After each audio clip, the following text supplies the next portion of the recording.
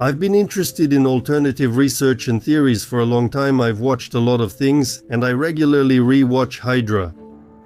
I have long experience with fasting and raw food diets. I was a raw foodist for 7 years, and I want to show this creature that came out dead about 2 to 3 years later. Strict raw food diet and periodic dry fasting for up to 11 days. Dry fasting means without water.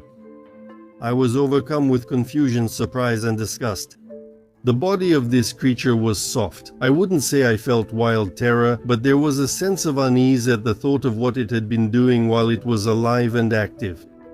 Now I realized that back then, it felt like I was under some influence and couldn't even think about studying or preserving it. Something about it made me very wary and pushed me away from studying this creature. It was as if someone had implanted a code or command in me not to study, not to preserve, and not to pass on the information.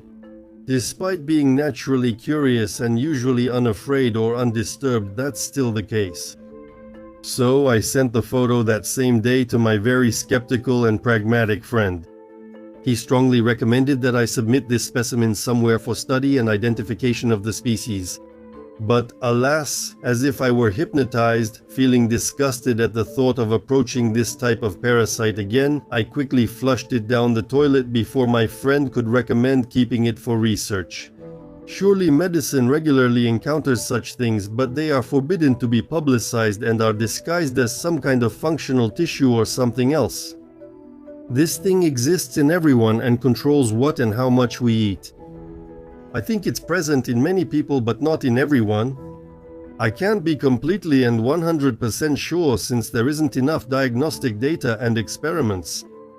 One thing I definitely remember in my life is that I didn't feel this in myself at first, but at some point I became aware and started to allow the thought that not everything in this world is as we see, hear, or feel it, and how we're actually being fooled. I think in every aspect there are different stages of development and greediness of these and similar beings.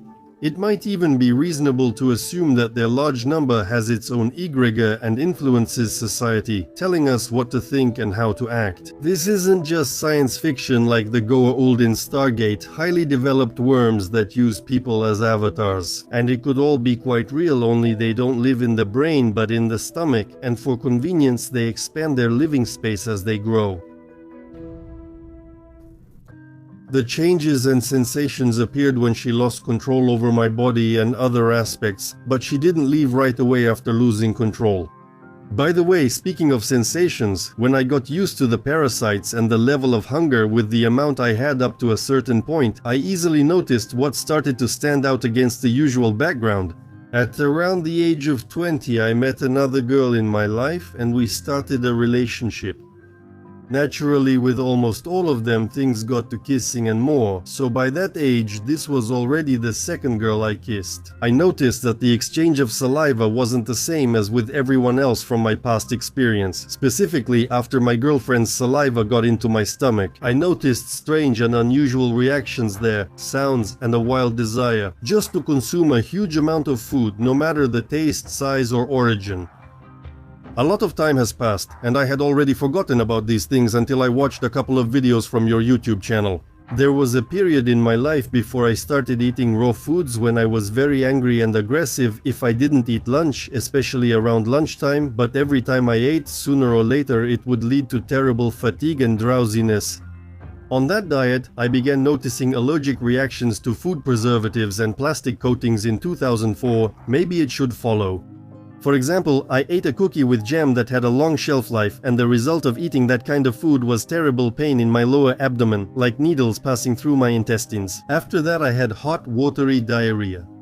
I couldn't endure that kind of pain. My body became hot and sweaty, and I writhed in agony. Then I had a chance to go to the Varhiz mountains, where I was one of 8 climbing instructors. I ate food and drank tea prepared by Natala with water from mountain glaciers. I got a dose of positivity from the fresh air and physical activity. On the very first day, because of frequent contractions of my abdominal muscles, I concluded that yoga and certain physical exercises relieve me from this excruciating intestinal pain. I started having very unusual esoteric dreams. After the mountain hike, I decided to focus on my diet. Noticing an improvement in my well-being, I concluded that pure mountain water by itself affects how you feel and, most importantly, your health in the long run. As soon as I started drinking and eating the same junk as before, I ended up stuck in the bathroom with the same agonizing pains. Since then, I decided to stop going to doctors and taking tests and to start drinking only good water.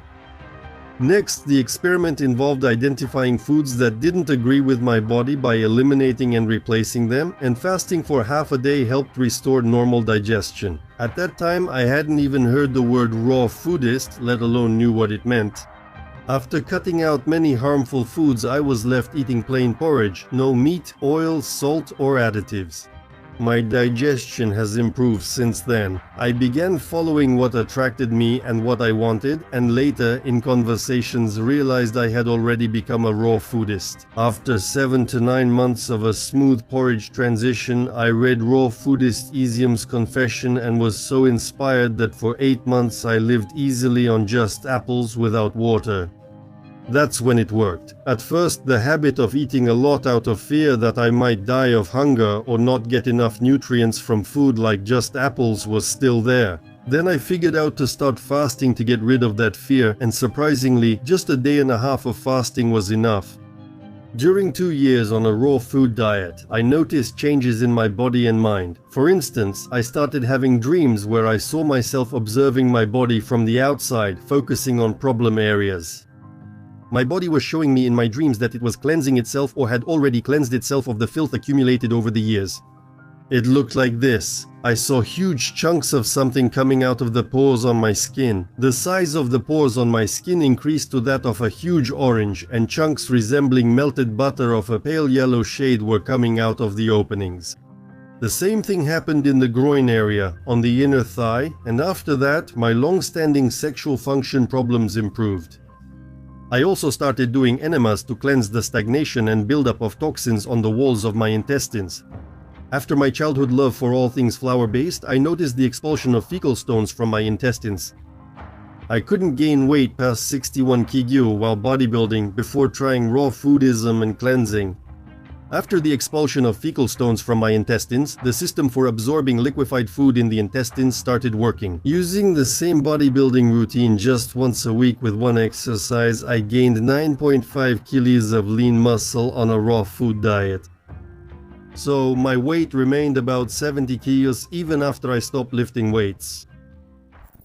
I was also interested to find out for myself, not just believe what I read, whether by growing long hair we draw strength from the cosmos, and in general they act as antennas for picking up signals. I've been wearing my hair long for quite a while now, and I have to admit that the experiment with long hair couldn't be completely pure. Because first of all, you don't notice any difference when your strength and endurance increase, and secondly, a raw food diet can create a background where you can't be sure exactly what gave you the strength and endurance. While practicing boxing, I was able to go up against 3 sparring partners 1 minute with each.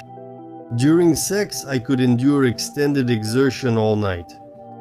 As a child, I grew up very weak, slow, and I would get cold from any temperature. In spring and autumn, I would catch a cold instantly for any reason. At the age of 28, I quit drinking and smoking and started eating raw foods. After 7 years of practice, I wanted to verify the reliability of my knowledge from experience. For the experiment, I returned to a regular diet and started sharing this in my V-Contacta group.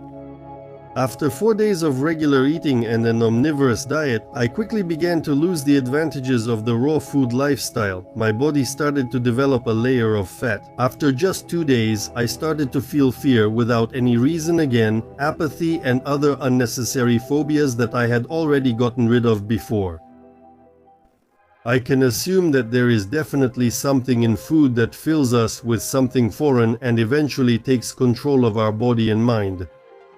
A doctor I know and his wife, who followed a raw food diet for 2 years, moved to Belarus. In Belarus, they started eating everything and claimed that the food there is so clean and healthy that you could live your whole life on bread and sausage and nothing would happen to you. And in Russia, they are definitely adding something to the food and water. So there's your answer as to why it's like that. Liberals and pro-Western media don't like the unchanging Batka, but he, the scoundrel, put up a barrier to turning the population into mutants. Being a raw foodist, I was sure that I could help anyone find an individual approach and program for switching to a raw food diet. Until I started studying my favorite subject even deeper, psychology, human behavior, and psychosomatics. Realizing these problems, I chose not to worsen them. I noticed how people's teeth were getting worse on a raw food diet, but at the same time, I didn't know how these people were eating or what was actually causing their teeth to deteriorate. After looking into this issue a bit, it turned out that most vegetables in their raw form are actually poisonous for humans, including all sorts of spices as well as all fruits that ripen during transportation. All of this poisons the body, and not only the skeletal system is at risk, but all the organs as well. In addition, we have to spend a lot of energy on physical activity so that the body understands it's getting more food than it needs to maintain itself in perfect shape. We need to develop clear feedback, just like animals do in the wild. As one of my sources, whom I trust, reports, written information that our ancestors wanted to pass on to us was destroyed. While building a new civilization, genetically and mentally infected people were placed in key positions within the old society. They built their system of hierarchy out of traitors and renegades, which permeated society from top to bottom, like a mycelium that has grown into the body and expanded to such an extent that it began to look like an obese mutant. Remember the old believer hermits who avoided any physical contact and even threw away cups after letting a traveler have a drink. They were probably well aware of things you could catch that are worse than a venereal disease, and look at how promiscuity is encouraged nowadays. No condom can stop such infections, spores of fungi, and things we don't even know about. As a child, I was sick for long periods and often. My mother, following advertisements, fed me antibiotics, and all of this led to a weakened immune system. On a raw food diet, colds started to go away much faster. The acute phase first dropped to 1 week, then to a day, and finally reached 6 hours with a complete recovery cycle. In life, I have to interact with different people from various organizations, for example the Federal Security Service and other special agencies, intelligence and special forces groups. They have instructions on what, how, and how much to eat, as well as what's forbidden. One of these guys looks like a well-preserved man in his 40s, but at the same time he was over 80. He said he looks that way because he's always avoided all flour-based foods, which he claims turn to concrete in your intestines.